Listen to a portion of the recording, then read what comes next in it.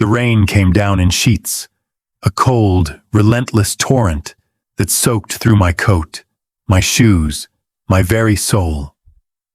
I stood there, shivering, outside the door of my eldest son's house, a man of 72 years, reduced to begging for shelter.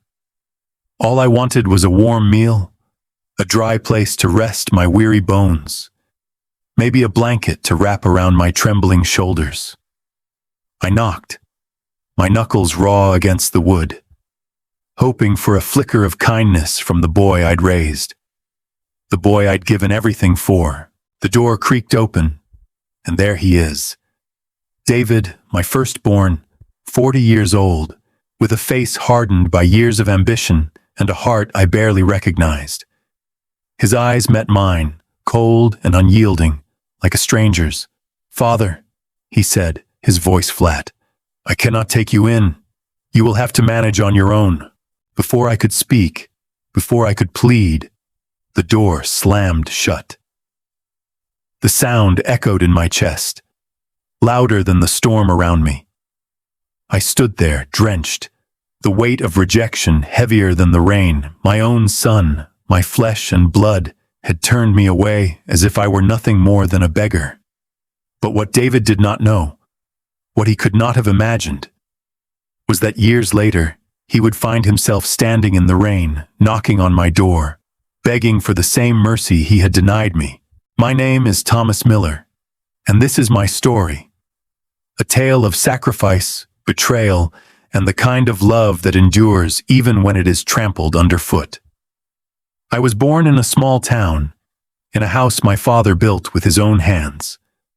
A carpenter like me, he taught me the craft before I could read. Wood was my language, the grain and knots telling stories of time and resilience. I married young, to a woman named Eleanor, whose laugh could light up the darkest days. Together, we built a life, simple but full. We had 2 boys, David the eldest and Michael the youngest. Every choice I made, every splinter in my hands, was for them. I worked long hours in my workshop, shaping tables and chairs, cabinets and cradles, pouring my heart into every piece. The money was never much, but it was enough to keep food on the table, clothes on their backs, and dreams in their heads. Eleanor and I, we did not ask for much, just that our boys would grow up strong, kind, and happy. When Eleanor got sick, when the cancer came and took her piece by piece, I held her hand and promised I would keep our family together. I was 55 then, and the boys were grown, but I thought we were still bound by love. I was wrong. After Eleanor passed, the house felt like a hollow shell. The silence was louder than any storm. David had moved to the city, chasing a life of wealth and status, married to Sarah, a woman whose smile never reached her eyes. Michael, my youngest, had gone further away, working as a teacher in a small coastal town. But he called often, his voice a lifeline in my loneliness. I tried to keep busy, carving wood, fixing neighbors' broken chairs, but the emptiness grew.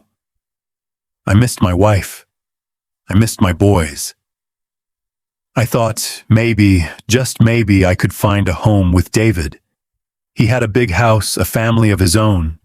Surely there was room for me. So I sold the old house, packed a single suitcase, and took a bus to the city.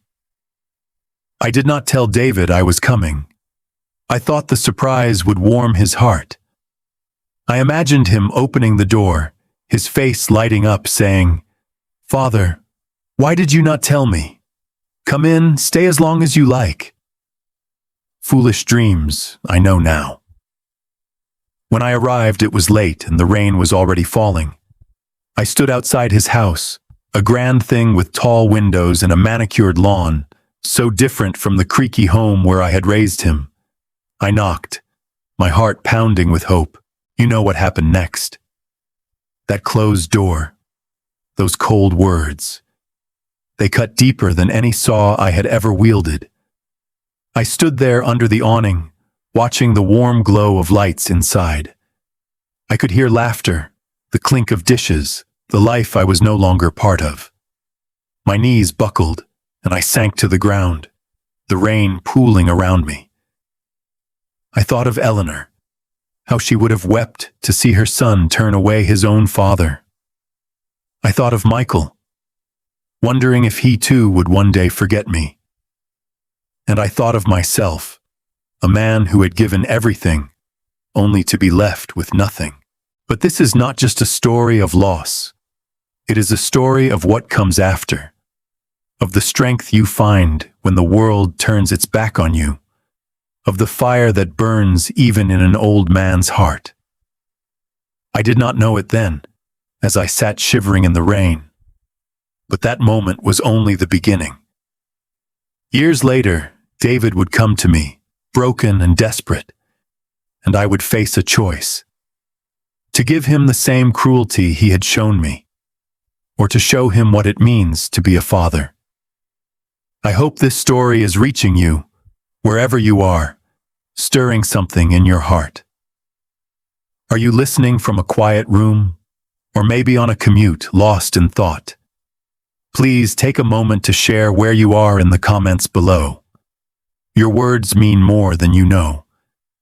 And if this tale of family and betrayal resonates with you, do not forget to press like, subscribe, and ring that bell so you will not miss the next chapter of my journey. A story of pain, resilience, and the ties that bind us, even when they fray. The rain that night felt like it would never stop. It poured down my face, mixing with tears I refused to acknowledge. I stood outside David's house, my clothes clinging to my skin, my suitcase a sodden weight in my hand. The door remained closed, its polished wood a silent barrier between me and the son I had raised. I could still hear his voice, flat, unyielding, final. "Father, I cannot take you in. You will have to manage on your own." Those words carved themselves into my heart, deeper than any chisel I had ever used in my workshop. I was 72 years old, alone, and cast out by my own blood. I turned away from the door, my shoes squelching in the mud. The streetlights flickered, casting long shadows that seemed to mock my solitude. I walked, not knowing where to go, just moving to keep the cold from settling too deep in my bones. My mind drifted back to the years when David was a boy, when he would run into my workshop, his small hands eager to hold a hammer, his eyes bright with questions. "Pa, how do you make the wood so smooth?" he would ask, and I would show him, guiding his hands, teaching him to feel the grain. Those days felt like a dream now, faded and unreachable.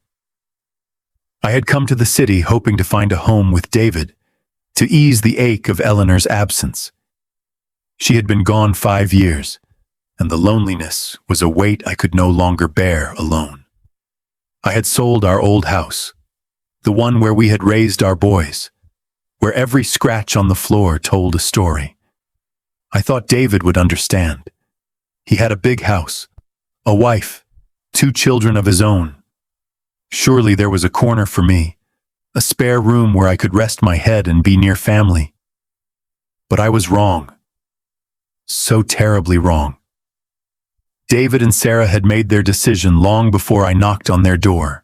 I learned later, from whispers that reached me through neighbors and old friends, that they had discussed it weeks before my arrival. Sarah, with her sharp eyes and sharper tongue, had been the first to object. "He will be a burden," she had said, her voice carrying through the thin walls of their home. "An old man, always underfoot, eating our food, taking up space. We have the children to think of, David. We cannot afford it." David, my own son, had nodded, agreeing without a fight. They decided I was not worth the trouble. Not worth a bed, a meal, a moment of their time. That night, as I wandered the streets, I found a bench under a bus stop shelter. It was no protection from the wind, but it kept the worst of the rain off my head. I sat there, my suitcase at my feet, and watched the world go by. Cars splashed through puddles, their headlights cutting through the dark. Somewhere, a dog barked. I thought of Eleanor, how she would have held me, how she would have fought for me. "Thomas," she would have said, "our boys are better than this. Give them time." But time was something I was running out of. The next morning, the rain had slowed to a drizzle, but the cold lingered in my joints. I walked to a nearby diner, one of those 24-hour places with chipped mugs and greasy tables. I ordered a coffee, the cheapest thing on the menu, and counted the coins in my pocket. I had enough for a few days, maybe a week if I was careful.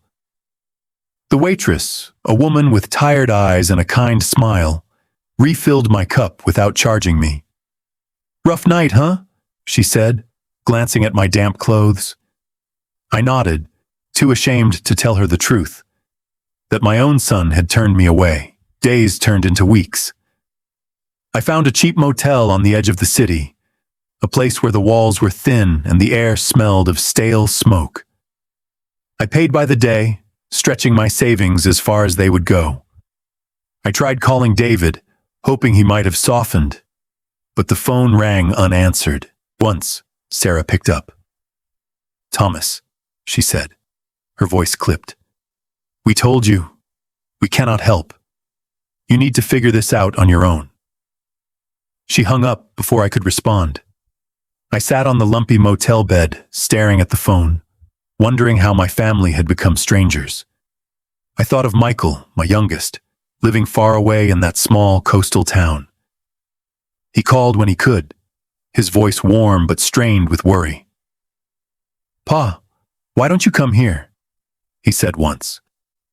"I don't have much, but we can make it work." I thanked him, but I could not bring myself to burden him. Michael was just starting his life, teaching kids who needed him. I could not take that from him. Instead, I told him I was fine, that I was staying with David for a while. A lie, but one I told to protect him from my shame. The city was unkind to an old man with no home. I walked its streets, looking for work. But who hires a 72-year-old carpenter with shaking hands and a heavy heart? I took odd jobs where I could, fixing a broken fence, sanding a table, sweeping a shop floor. The pay was small, but it kept me fed. Sometimes I passed by David's house, hoping to catch a glimpse of him or my grandchildren. Once, I saw Sarah in the front yard, her arms crossed, her eyes scanning the street. She spotted me, and her lips curled into something like disgust. "Still hanging around?" she called out. "Go find somewhere else to be, Thomas." I turned away, my face burning, and kept walking. The neighbors began to talk. I heard their whispers when I passed by, their pitying looks. "Poor old Thomas," they said. "His own son won't take him in." One woman, Mrs. Carter, who had known Eleanor, stopped me one day. She pressed a loaf of bread into my hands, her eyes soft with sympathy. "This is not right, Thomas," she said. "You raised that boy better than this." I thanked her, but her kindness only deepened my shame. I was a father who had failed, a man whose sacrifices meant nothing. The worst came one evening when I saw David at a local market. I had gone to buy a cheap meal, a can of soup to heat up in the motel's microwave. He was there with his children, my grandchildren, picking out apples. I stood frozen, watching them. The boy, James, was 6 with Eleanor's eyes. The girl, Lily, was 4, her hair in pigtails. I wanted to call out, to hold them, to tell them I was their grandfather. But David saw me first. His face tightened, and he steered the children away, whispering something to them. James looked back at me, confused, but David's grip on his shoulder was firm. They left without a word, and I stood there, the soup can cold in my hand, feeling like I had lost them all over again. That night, I sat in my motel room, the walls closing in. I thought of the house I had built for my family, the one I had sold to come here. I thought of Eleanor's smile, of David's laughter when he was small, of Michael's letters from the coast. I thought of the rain, of that closed door, of the man I had become, a shadow, a ghost, unwanted and unseen. But somewhere deep inside, a spark flickered. I was not ready to give up. Not yet. I had built a life once before, with nothing but my hands and my heart. I could do it again. The motel room smelled of mildew and despair, but it was a roof over my head, and for that, I was grateful. Each morning, I woke to the ache in my bones and the heavier weight in my chest. David's rejection played over and over in my mind, like a song I could not silence. Father, I cannot take you in. Those words followed me as I walked the city streets, searching for work, for purpose, for a reason to keep going. I was 72, with hands that still knew wood, but a heart that felt splintered beyond repair. Yet I refused to let the world, or my son, break me completely. I took any job I could find, sweeping floors at a warehouse, hauling crates at a market, fixing a broken chair for a neighbor who took pity on me. The pay was barely enough to cover the motel and a meal a day, but it kept me alive. I learned to stretch every dollar, buying day-old bread and canned beans, eating slowly to make it last. The city was a hard place, its pulse fast and unforgiving, but I was no stranger to hard work.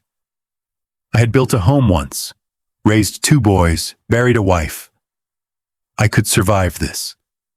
Still, the scorn followed me like a shadow.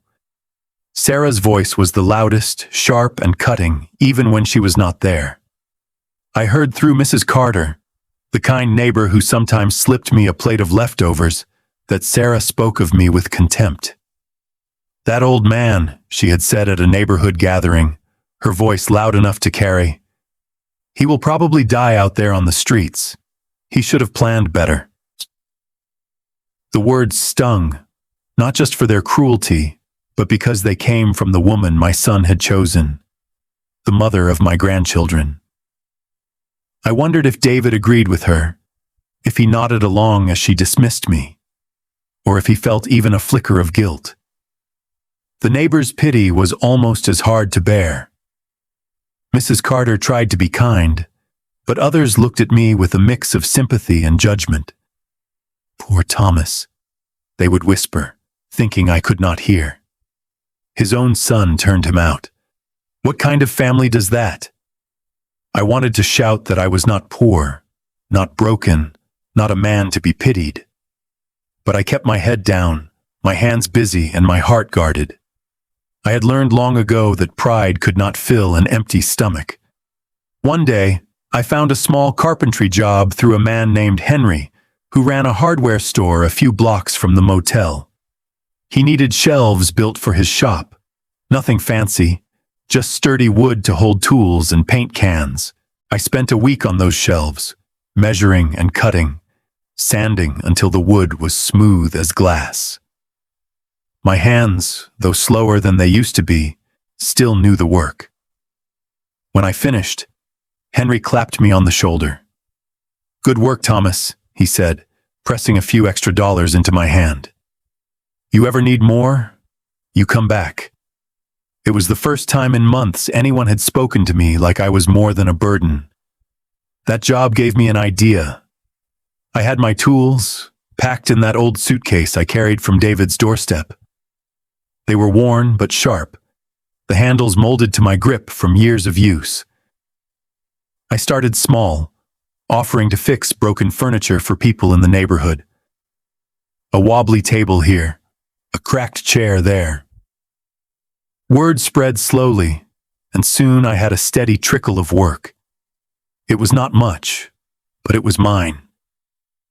I rented a corner of an old garage from a man who took pity on me. A space just big enough for a workbench and my tools. I swept the sawdust each night, the familiar smell grounding me, reminding me of who I was. Michael, my youngest, was my lifeline in those days. He could not send much. His teacher's salary was modest, but every few weeks, an envelope arrived with a few bills and a letter. "Pa, I wish you would come here," he wrote. "There is a room for you, always." His words warmed me, but I could not bring myself to lean on him. He was building his own life, teaching children, making a difference. I would not take that from him. Instead, I wrote back, telling him I was managing, that I had work, that I was fine. Another lie, but a necessary one. With the money from Michael and my odd jobs, I saved enough to leave the motel. I found a patch of land on the edge of the city, a forgotten corner where the grass grew wild and the air smelled of earth. It was cheap, barely more than a scrap, but it was enough. I built a shack there, nothing grand, just 4 walls, a roof, and a door that locked. I used every trick I knew, scavenging wood from old pallets, hammering nails straight with hands that trembled from age. At night, I slept on a cot, listening to the wind rattle the tin roof, and felt a quiet pride. I was no longer a guest in someone else's world. This was mine. The work grew, bit by bit. People started coming to me, not just for repairs, but for custom pieces, shelves, tables, even a cradle for a young couple expecting their first child. I poured myself into each piece, carving small details, sanding until the wood sang. They called me the old carpenter, and for the first time, the word old did not feel like an insult. I was Thomas Miller, the man who made things with his hands, who turned raw wood into something lasting. But the scorn never stopped. Sarah's voice reached me through the grapevine, her words sharper each time. "He is living in a shack now," she told someone at the market, loud enough for others to hear. "Can you believe it? David's father, like some kind of vagrant." I heard it from a woman who came to my shack for a chair repair, her eyes wide with gossip. I smiled, nodded, and kept working, but inside my heart twisted. David never spoke of me, at least not that I heard. His silence was worse than Sarah's venom. It told me he had erased me from his life, as if I had never existed. One evening, I saw my grandchildren again. I was delivering a table to a house near David's, and there they were playing in the front yard. James, now 7, kicked a ball, while Lily, 5, chased after it, her laughter like Eleanor's. I stood at the gate, my heart pounding, wanting to call out. But Sarah appeared, her eyes narrowing as she saw me. "What are you doing here, Thomas?" she snapped. "You are scaring the children." I looked at James and Lily, their faces curious but uncertain. I wanted to say, "I am your grandfather. I love you." Still, instead, I mumbled an apology and left. The table delivered, my heart heavier than ever. Each night in my shack, I kept a small notebook. I wrote down the jobs I did, the money I earned, the pieces I built. But I also wrote down the moments that hurt. The closed door, Sarah's words, David's silence. I wrote to keep myself sane, to remind myself that I was still here, still fighting.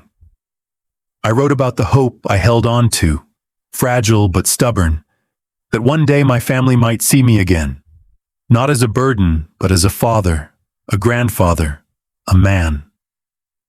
I did not know it then, but those small steps, each job, each board, each nail, were building more than a shack or a table. They were building me back up, piece by piece.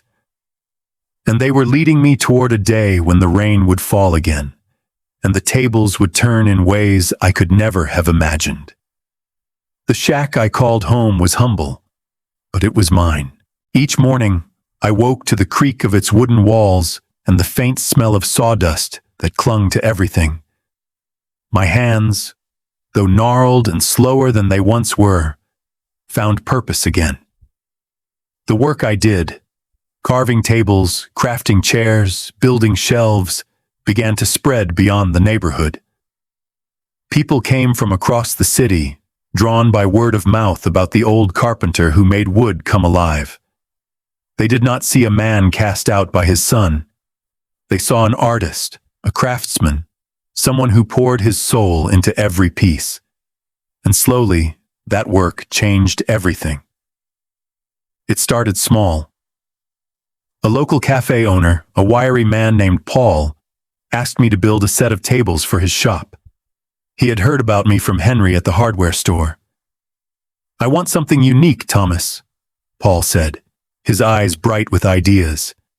"Something that makes people feel at home." I spent weeks on those tables, carving gentle curves into the edges, staining the wood a warm chestnut. When they were unveiled, the cafe filled with customers who ran their hands over the smooth surfaces, marveling at the craftsmanship. Paul paid me generously, but more than that, he told everyone who asked, "Thomas Miller made these. Find him if you want something real." Word spread like wildfire. Soon, I was getting orders from restaurants, offices, even a small gallery downtown. I could not keep up with the demand in my tiny shack, so I rented a proper workshop, a drafty old barn on the edge of town, big enough for a workbench, a lathe, and stacks of lumber. I hired a young man named Eli, a quiet boy with quick hands and a good heart, to help with the heavy lifting. He called me Mr. Miller and listened when I taught him how to read the grain of wood, just as I had once taught David. The work was hard, but it was good. Each piece I built felt like a small victory, a way of saying to the world and to myself that I was not broken. The money came too, more than I had ever seen in my years as a small-town carpenter. I saved carefully, still living simply, but I used it to make my shack into something more. I added a proper roof, insulated walls, a small stove for heat. Over time, it became a house, not grand like David's, but solid, warm, mine. I planted a garden out front, rows of tomatoes and herbs, and built a bench where I could sit and watch the sunset. For the first time in years, I felt like I was building a life again, not just surviving. But while I was rising, David was falling. I heard it first from Mrs. Carter, who still brought me bread now and then. "Your son's in trouble, Thomas," she said one evening, her voice low. "His business went under. Bad investments, they say. He's lost nearly everything." I nodded, my heart a tangle of pity and pain. David had always chased wealth, believing it would make him better than the simple life I had given him. Now it had crumbled, and I wondered if he thought of me at all, if he regretted that night in the rain. More whispers followed. Sarah had left him, taking half of what little they had left. She moved to another city, leaving David with James and Lily, my grandchildren, now 8 and 6. He was struggling to keep a roof over their heads, the grand house with its manicured lawn gone, replaced by a cramped apartment in a rough part of town. I wanted to reach out, to help, but the memory of that closed door stopped me. I had been a father once, and he had turned me away. Still, I could not help but watch from a distance, my heart aching for those children, for the son I still loved despite everything. Then came the day that changed it all. I was in my workshop, sanding a cedar chest, when a woman walked in. She was older, with sharp eyes and a quiet strength, and introduced herself as Clara, a gallery owner from the city. "I've seen your work, Mr. Miller," she said, her voice steady. "The tables at Paul's Cafe, the benches at the community center, You have a gift? I want to feature your pieces in my gallery. A solo exhibition. People need to know your name." I stared at her, my hands still on the wood, unable to believe it. Me, an old man from nowhere, in a gallery? But Clara was serious, and her belief in me was like a spark to dry tinder. The exhibition took months to prepare. I worked late into the night, crafting pieces that told my story. Tables etched with patterns that echoed Eleanor's smile. Chairs sturdy enough to hold a lifetime of memories. Eli helped, learning as we went, and Clara guided me, teaching me how to present my work to a world I had never known. When the day came, the gallery was packed with people. Strangers, neighbors, even Henry from the hardware store. They walked among my pieces, touching the wood, whispering words like beautiful and timeless. By the end of the night, every piece had sold, and Clara handed me a check that made my hands shake. "You are an artist, Thomas," she said. "This is just the beginning." That night, I sat in my small house, the check on the table, and thought of David. I had built something from nothing, not for revenge, but for myself. Yet I could not shake the image of him struggling, of my grandchildren hungry or cold.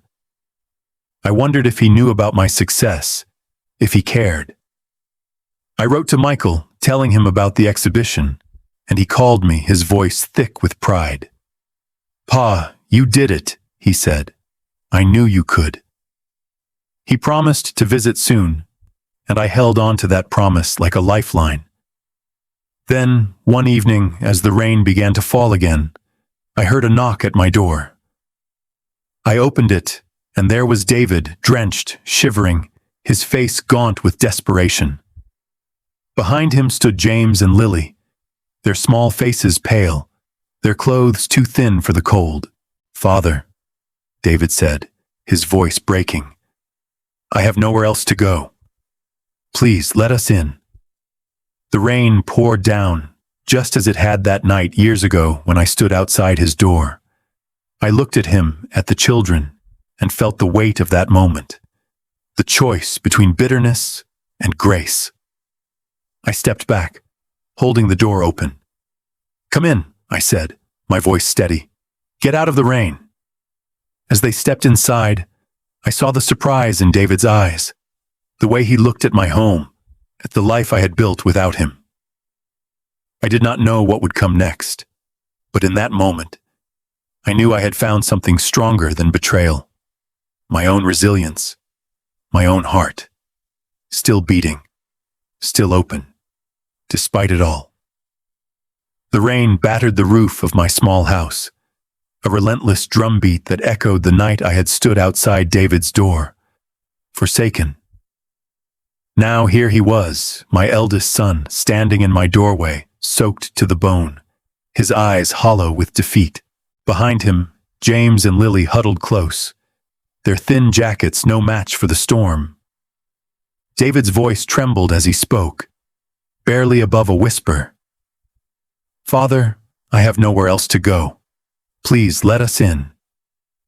The words hung in the air, heavy with the weight of years, of choices made and bridges burned. I looked at him, at the man who had turned me away, and felt the past rise up like a tide. I remembered that night, the cold seeping into my joints, the sound of his door slamming shut. I remembered the months that followed, the hunger, the shame, the slow rebuilding of a life from scraps.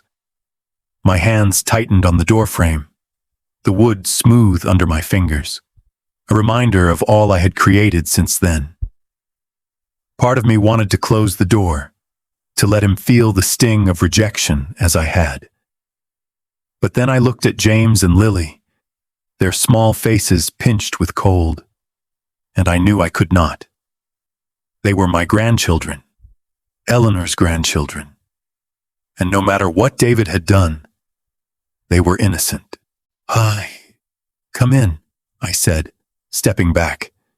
"Get out of the rain." David's shoulders sagged with relief, and he ushered the children inside. They stood dripping on my floor, their eyes wide as they took in the small but sturdy house I had built. The warmth from the stove filled the room, and the smell of cedar lingered from a half-finished chair in the corner. David looked around, his gaze lingering on the polished table, the shelves I had carved, the life I had made without him. I saw the flicker of surprise in his eyes, maybe even shame, but he said nothing. I handed them towels, dry clothes from a box of old things I kept for emergencies. Lily clung to her father's leg, her pigtails damp and drooping, while James stared at me, curious but wary. "Are you our grandpa?" he asked, his voice small but clear. My heart caught in my throat. I nodded, kneeling to his level. "Yes, James, I am." He studied me, his eyes so like Eleanor's, and I wondered what stories David had told him about me, if any at all. I made them tea, heating water on the stove, and set out bread and cheese from my small pantry. David ate slowly, his hands shaking, while the children devoured their food like they had not eaten in days. I watched them, my heart torn between anger and pity. "What happened, David?" I asked, my voice steady but firm. He looked down, his fingers twisting the edge of the towel. "Everything fell apart," he said. "The business failed, bad deals, bad partners. We lost the house. Sarah, she left, took what was left and went to live with her sister. I could not keep up, not with the kids, not with the bills. I had nowhere else to turn." His words were a confession, but they carried no apology. I waited, hoping for something more, a recognition of that night, of the pain he had caused. But he kept his eyes on the table, avoiding mine. I stood, moving to the window, watching the rain streak the glass. "Do you remember?" I said, my voice low. "The night I came to you? The night I stood in the rain, asking for a place to stay?" David's head snapped up, his face paling. He opened his mouth, then closed it, like a man caught in a lie. "I stood outside your door," I continued, turning to face him. "I was your father, and I begged for a corner of your home. You told me to manage on my own. You closed the door and left me in the cold." My voice did not waver, though my heart pounded. "Now here you are, standing in my home, asking for the same thing you denied me. The only difference, David, is this. I will not let my own flesh and blood freeze in the rain. Not you, not your children." David's face crumpled, his shoulders shaking. He covered his face with his hands, and for the first time, I saw tears. "I was wrong," he whispered. "I was so wrong, Father. I thought I was better than you, better than the life you gave us. I thought money would fix everything. But I lost it all, and I lost you." His voice broke, and Lily climbed into his lap, her small hand patting his arm. James watched, silent, his eyes moving between us. I sat across from him, my hands folded, the weight of his words settling over me. I had dreamed of this moment, of hearing him admit his mistakes, but it did not feel like victory. It felt like a wound reopened, raw and aching. "I built this," I said, gesturing to the room around us. "Not to prove you wrong, but to prove to myself that I could. I was a carpenter before you were born, David, and I am a carpenter still. People know my name now, not because of wealth or status, but because of what I make with my hands. And I would have given it all to you, to James, to Lily, if you had only let me in." He looked up, his eyes red. "I did not know," he said. "I heard about your work, about the gallery, but I did not believe it. I thought you were gone, that you had given up." I shook my head. "I never gave up. Not on myself, and not on you, even when you gave up on me." The words were heavy, but they needed to be said. I stood, moving to the stove to pour more tea, giving him time to sit with the truth. That night, I gave them my bed, spreading blankets on the floor for myself. The children slept quickly, their breathing soft and even, but David lay awake, staring at the ceiling. I did not sleep either, my mind turning over the years, the pain, the love that still lingered despite it all. I thought of Eleanor, of how she would have welcomed him, no questions asked. I thought of Michael, who would be here soon, who had never stopped believing in me, and I thought of the man I had become, not broken, not beaten, but stronger than I ever knew. The next morning, as the rain slowed to a drizzle, I made a decision. I would not turn David away, but I would not let him forget. He would stay, he would work, he would learn what it meant to rebuild, and he would see, every day, the life I had created from the ashes of his betrayal. This was not revenge.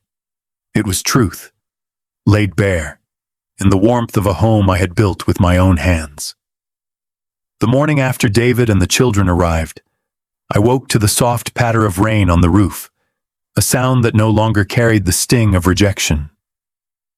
My small house was crowded now, with James and Lily's quiet whispers filling the air as they stirred on the bed. David sat at the table, his hands wrapped around a chipped mug of coffee, his eyes heavy with sleeplessness. I looked at him, my son, broken by his own choices, and felt a tangle of emotions. Love, anger, pity, and something new, something like resolve. This was not the end of our story, but a chance to rewrite it. Not with vengeance, but with something stronger. I made breakfast, simple oats with a drizzle of honey from my garden's beehive. The children ate eagerly, their faces brightening with each bite. James looked at me, his eyes wide with curiosity. "Grandpa, did you make this table?" he asked, running his small hand over the polished wood. I nodded, a warmth spreading in my chest. "I did, James. Every scratch and knot tells a story." He grinned, and for a moment I saw the boy David had been, before ambition hardened his heart. David was quiet, his gaze fixed on the table as if it held answers he could not find. I let him sit with his thoughts, knowing words alone could not mend what was broken. After breakfast, I took the children outside to the garden, showing them the tomato plants and the herbs I had tended through the seasons. Lily giggled as she picked a sprig of mint, sniffing it with delight. "It smells like candy," she said, and I laughed, the sound foreign but welcome. David watched from the doorway, his expression unreadable. But I saw the way his shoulders softened, as if the sight of his children happy in my home eased some of his burden. That day, I made a choice. David and the children would stay, but this was not charity. It was a chance for redemption. "You will work," I told him that evening, after James and Lily were asleep. "Not for me, but with me. You will learn what it means to build something, to earn your place." He nodded, his eyes meeting mine for the first time without flinching. "I will, Father," he said, his voice low but steady. "I want to make this right." The days that followed were not easy. David was out of place in my workshop, his hands clumsy with tools he had not touched since he was a boy. But he tried, following my instructions, sanding boards and measuring cuts under my watchful eye. Eli, my young apprentice, was patient with him, showing him small tricks I had taught. David's pride, once a wall between us, began to crack. He asked questions, listened, and slowly the work became a bridge, fragile but real. The children thrived. James followed me everywhere, asking about every tool, every piece of wood. Lily drew pictures of the garden, taping them to the walls of my house, turning it into a home. I taught them to carve simple shapes, guiding their small hands as I had once guided their fathers. Each laugh, each question, was a stitch in the wound David had left, not healing it completely, but making it bearable. One evening, as we sat around the table, David spoke. "Father," he said, his voice thick, "I need to say this. I was wrong. Not just that night, but for years. I thought I could be more than you, better than the life you gave us. I thought money and status were everything. But I lost it all. And I lost you. I do not expect you to forgive me, but I need you to know I am sorry." His eyes were wet, and he looked at me, not as the man who had turned me away, but as the boy I had raised, lost and found again. I leaned back in my chair, the weight of his words settling over me. "David," I said, "forgiveness is not a gift I give lightly. You hurt me more than you know. But you are my son, and these children are my blood. I will not turn you away, not because you deserve it, but because I know what it is to stand in the rain and have nowhere to go. I will not do that to you." He nodded, tears falling freely now, and Lily climbed into his lap, hugging him tightly. A week later, Michael arrived.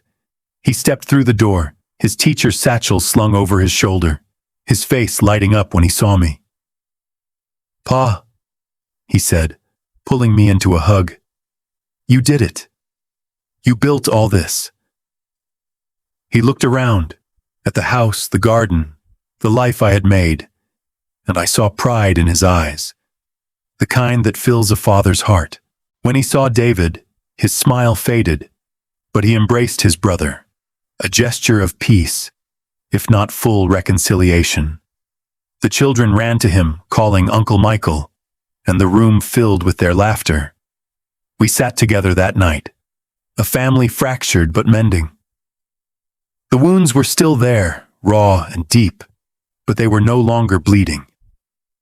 David worked beside me in the days that followed, learning, rebuilding, not just wood, but himself. The children grew stronger, their laughter a constant in my home. And I, Thomas Miller, found peace. Not in retribution, but in the quiet strength of a father's love, unbroken by betrayal. The rain still fell sometimes, but it no longer felt like a curse. It was just water, washing away the past, leaving room for something new. I looked at my sons, my grandchildren, and knew that this was the lesson. Wealth can vanish, pride can crumble, but the bond of family, if tended with care, can endure. And if you ever lose it, if you ever stand in the rain and turn away those who love you, you will carry that regret for a lifetime. This story of mine, of rain, rejection, and redemption, has been a long one, but I hope it has stayed with you. Imagine for a moment, what would you do if your own children left you standing in the cold, with nowhere to turn? Would you close your heart, or would you open your door, as I did? Share your thoughts in the comments below. I want to hear them. And if this tale of family broken and rebuilt has moved you, please press like, subscribe, and ring that bell. There are more stories like this, full of heartbreak and humanity waiting for you. Do not miss them.